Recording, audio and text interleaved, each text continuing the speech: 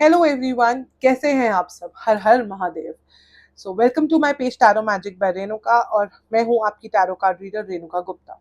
आज हम आपके पार्टनर की करंट एनर्जीज देखेंगे, क्या उनकी फीलिंग्स हैं आपको लेकर। एंड जो भी नए हैं इस पेज पे, please like and subscribe the page to get regular updates from the page and do claim the energies by liking the video. So let's check what is your partner's current energies towards you. Page of Pentacles, Page of Swords,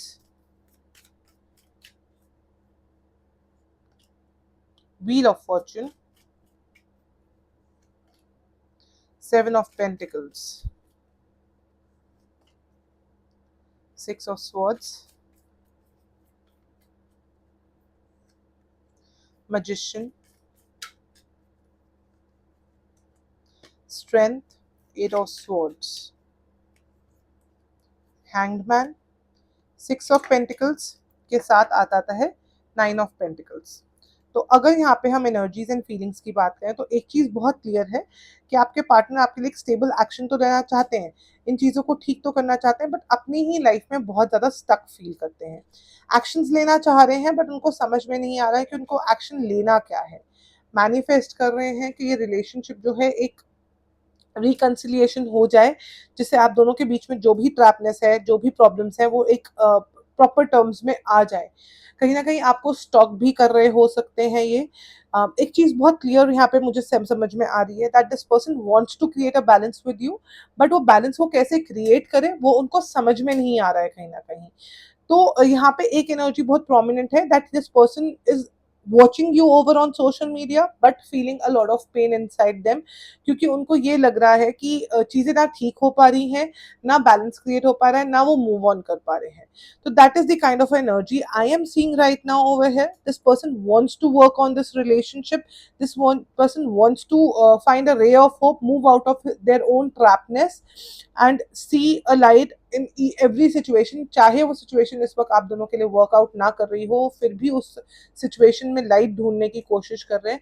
बहुत adore करते हैं आपको, क्योंकि उनको एक चीज बहुत अच्छी तरह से पता है, क्योंकि उनको ये पता है कि आप उनकी लाइफ में हो तो उनकी लाइफ की जो हैप्पीनेस है वो उनकी लाइफ में है। तो ये चीज बहुत क्लियरली दिख रही है। आइए हम देखते हैं अब क्या लव मैसेजेस हैं, जिससे एक चीज बहुत ज्यादा क्लैरिफाई हो जाए उनकी फीलिंग्स, कि क्या वो सोच रहे हैं आपके बारे में इस वक्त। I care about what people think of us.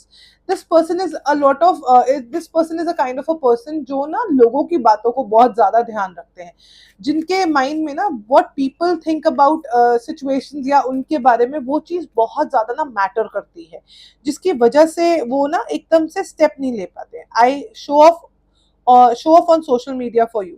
वो ऑनलाइन आते हैं या वो कोई भी चीज पोस्ट कर रहे हैं या वो कुछ भी कर रहे हैं तो जस्ट टू शो यू। अगर वो व्हाट्सएप पे भी कोई स्टोरी लगा रहे हैं, फॉर एग्जांपल आप ब्लॉग्ड हो इंस्टा पे या कहीं पे, तो अगर वो व्हाट्सएप पे कोई स्टोरी लगा रहे हैं, डीपी चेंज कर रहे हैं या अपनी एक्टिविटी नहीं शो कर रहे, वो that is to just make you see कि आपके दिमाग में उनके लिए क्या चलता है। That is the kind of scenario.